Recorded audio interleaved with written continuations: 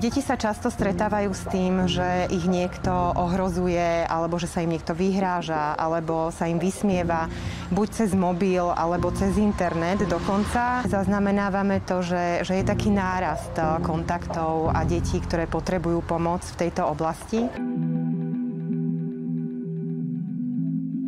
Online hate je veľkým problémom generácie Z.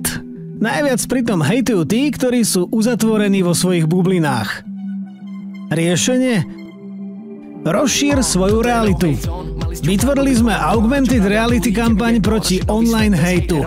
Digitálny zážitok, ktorý spojil mladých ľudí na jednom fyzickom mieste. Na Hočovom námestí dejisku nenávistných protestov.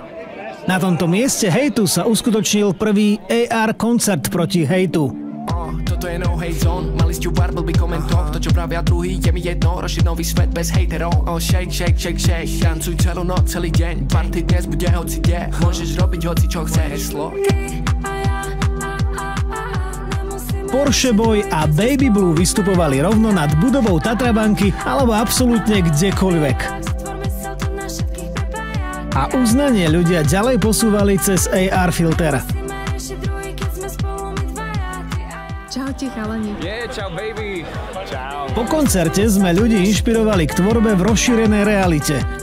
Rastio Paulíny pre nás vytvoril custom anti-hate AR sneakers, pretože len keď sa mladí ľudia cítia v digitálnom svete dobre, môžu naplniť svoj potenciál. Výsledkom bolo cez 1,1 milióna vypočutí tracku. A tak sa nám podarilo ešte viac posilniť pozíciu lídra.